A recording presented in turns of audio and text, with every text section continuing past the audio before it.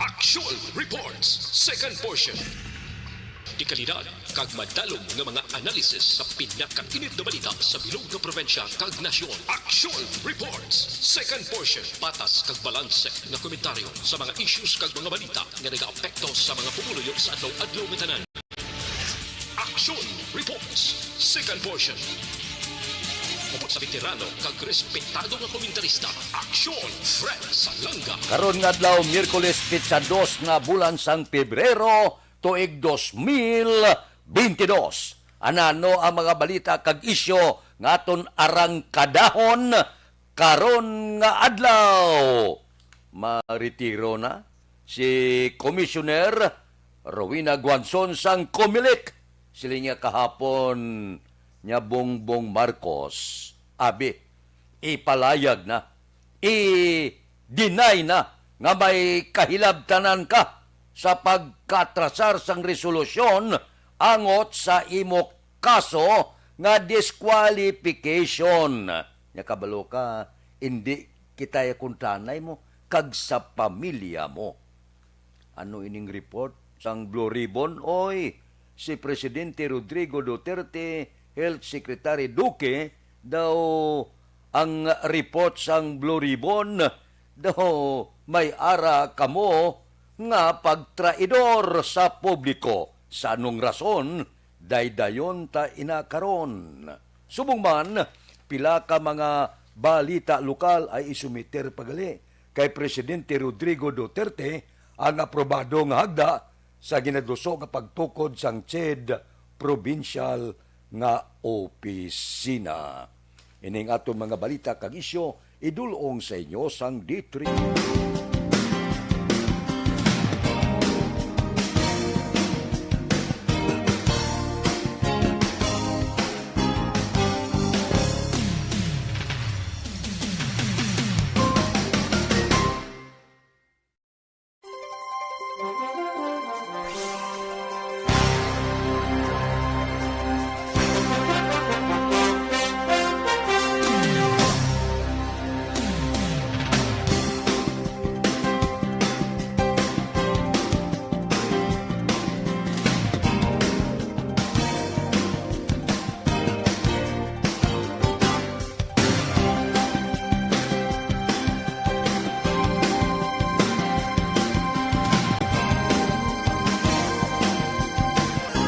Radio Philippine Standard Time, las 6:41.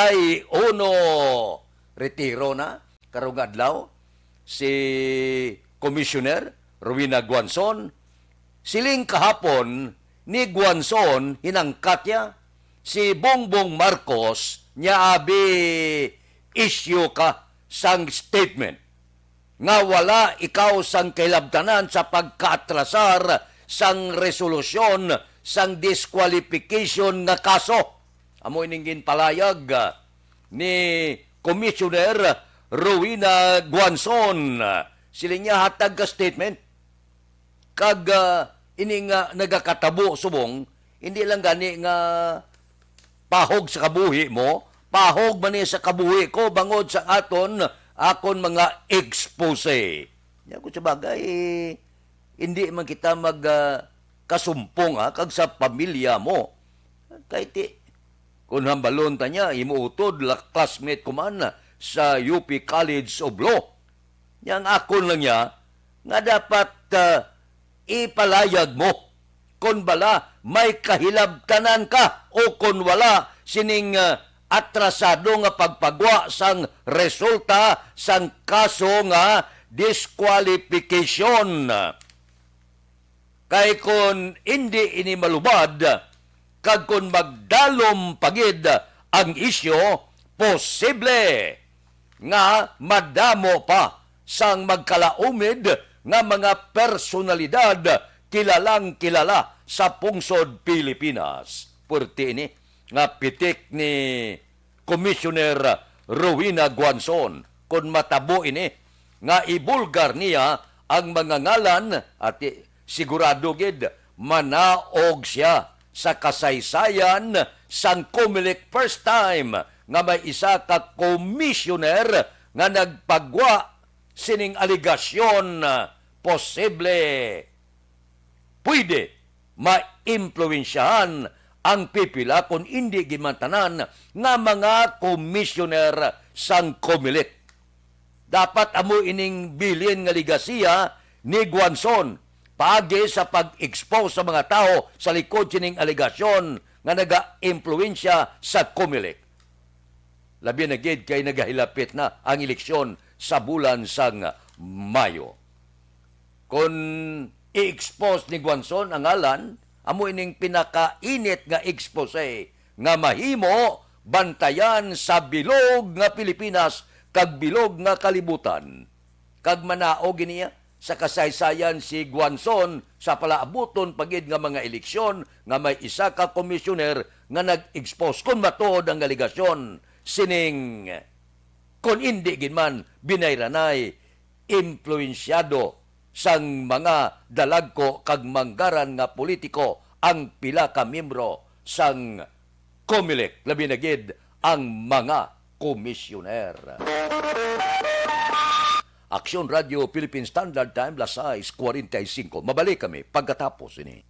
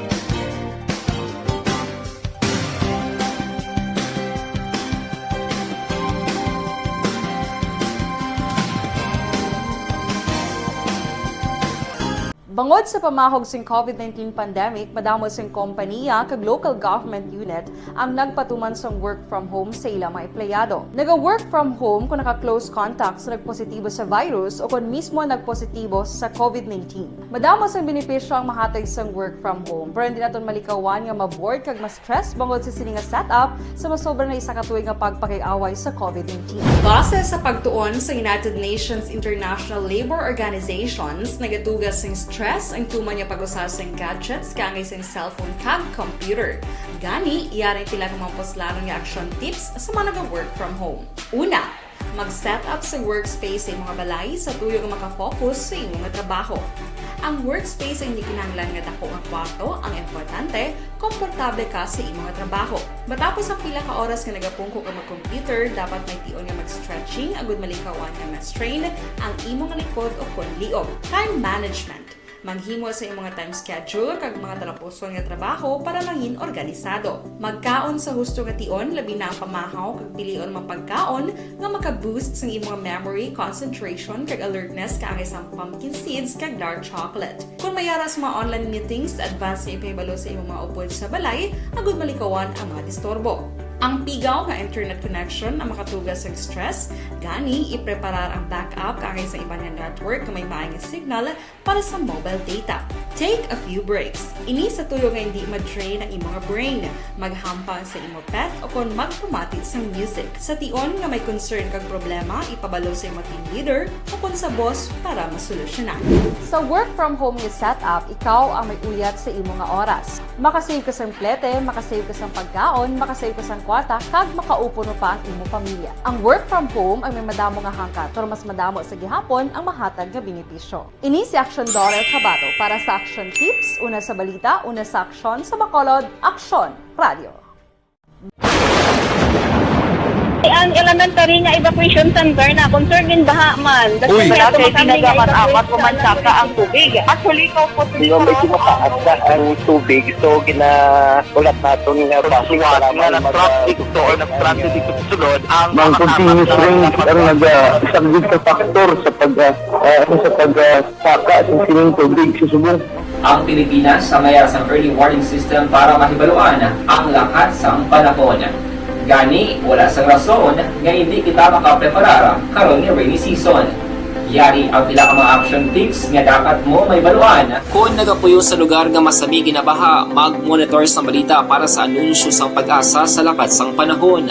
Isa sa pinakapos nga pamaagi para malikawan nga magsulod ang baha sa balay, among paggamit sang sandbag. Ang sandbag ang isa kasakong nga may unod nga balas nga pwede ibutang sa pertahan upon ginaagyan sang tubig para temporaryo nga makontrol ang pagsulod sang tubig sa inyong nga balay. Antes naman ng rainy season, dapat nakapreparar ka na sa pagkaon, flashlight, pito, kandila, hygiene kit, power bank, transistor radio, importante nga mga dokumento kag iban pa nga kinahanglanon. Ini ang dapat isulod sa go bag nga dapat ibutang sa isa ka lugar nga mapus kuhaon sa tion nga kinahanglan nga mag-evacuate. Sa tion sa pagbaha dapat butangan sang tape ang saksakan sang mga outlet kag ibutang sa mataas nga mga lugar ang appliances. Kunyara sa evacuation center, dapat man nga ipatuman ang minimum health protocol, face mask, face shield kag social distancing batok sa COVID. Sa panahon sa tigululan, dapat man proteksyonan ang ikaayong lawas batok sa pila ka mga masakit, kang isang dengue, leptospirosis, cholera, typhoid fever, hepatitis A. Nagpanugyan man ang DOH kay pabili ng proper hygiene kay pag-inom sang limpyo nga tubig. Lutuon sang gusto ang pagkaon para malikawan ang contamination. Maghugas sang kamot antes kag pagkatapos ang kaon kag matapos nga mag-usar sang banyo. Likawan man ang paglangoy o kon pagtubog sa baha. It is Action Dale Salazar para sa Action Tips nga nagapahanong nga maghalong sa tanan nga tion.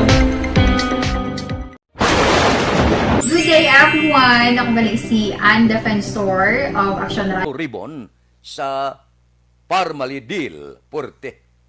Ang ila report na gasiling nga si Presidente Rodrigo Duterte traidor sa pagsalig sang pumuluyo may kangtanan sa iya sini aksyon may angot sa multi-billion piso nga kontrata sa gobyerno sa Parmali Corporation.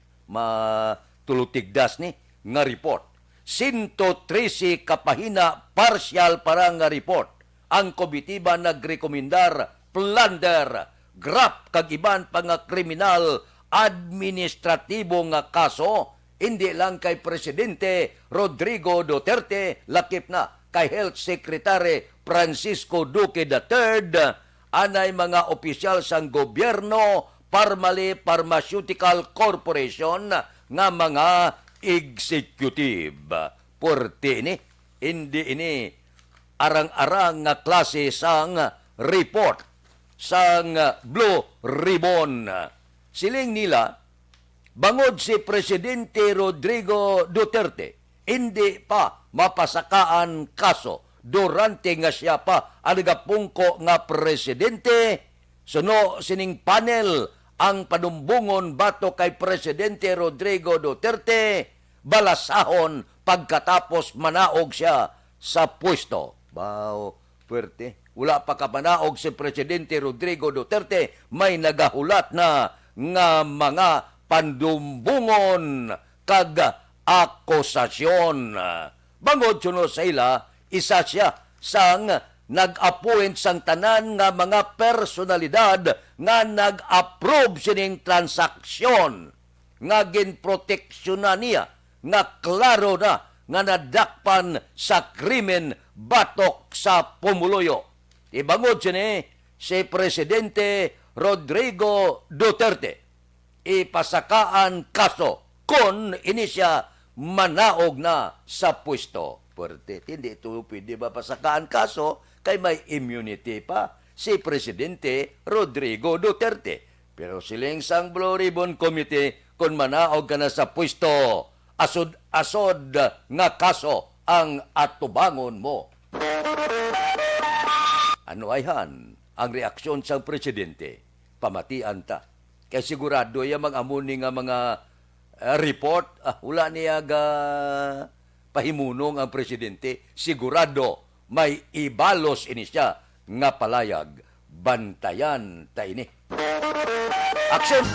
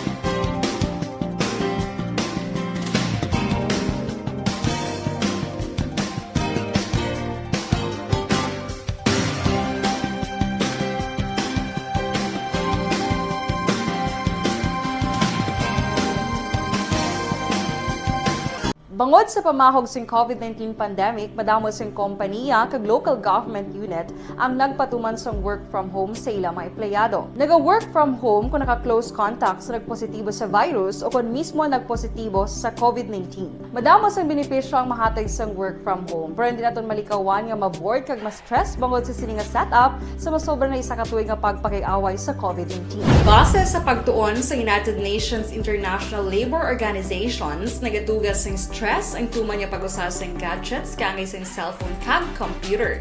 Gani, iyarin tila ng mga poslanong nga action tips sa mga nag-work from home. Una, mag-set up sa workspace sa imong balay sa tuyo nga makafocus sa imong trabaho.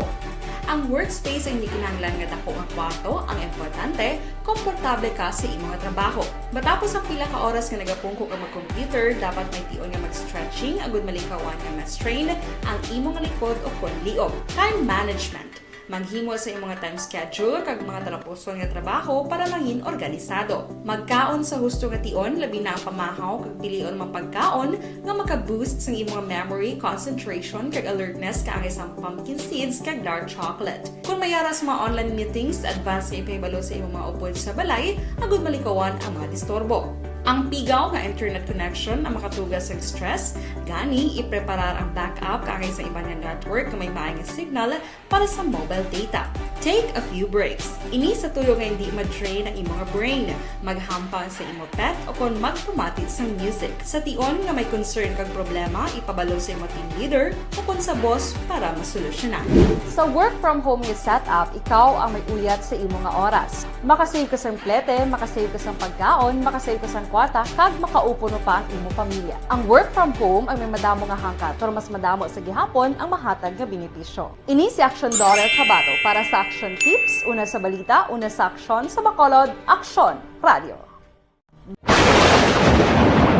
Ang elementary nga evacuation center na concern din baha man. Uy, kasi tinagaman-amat kumansaka ang tubig. Actually, ikaw po Di ba medyo mataas na ang tubig, so ulat natin nga pasiwala nga nag-traffic to or nag-transit dito sa sulod ang Mang continuous rain ang isang good na factor sa pagsaka sa sining tubig sa subong.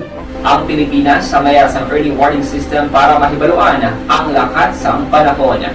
Gani, wala sa rason nga hindi kita makapreparara karon ni rainy season. Yari ang pila ka mga action tips nga dapat mo may baluan. Kung nagapuyo sa lugar nga masabi ginabaha, mag-monitor sa balita para sa anunsyo sa pag-asa sa lakat sang panahon. Isa sa pinakapos nga pamaagi para malikawan nga magsulod ang baha sa balay among paggamit sang sandbag.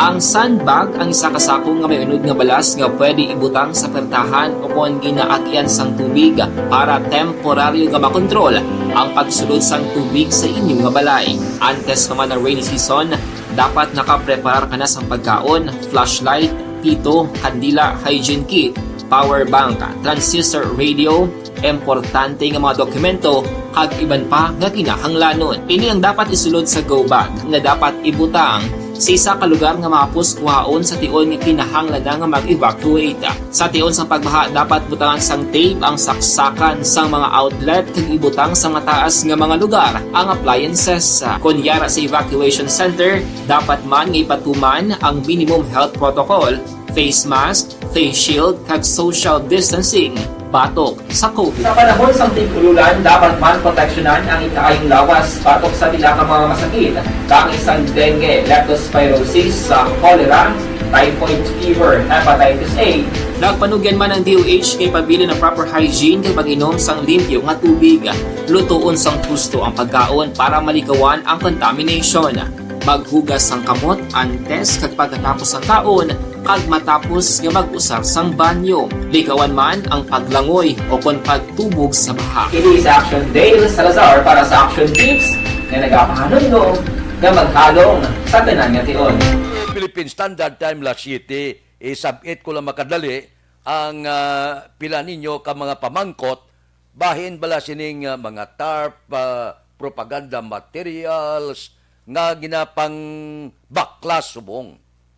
Ang COMELEC, wala to naton, kung mag-a-issue na siya sa mga pagsulundan, ano kadako sa dapat mabutang ninyo, nga inyo sini, nga propaganda, material, tarpaulin, kag anuman, nga mga propaganda para sa politika.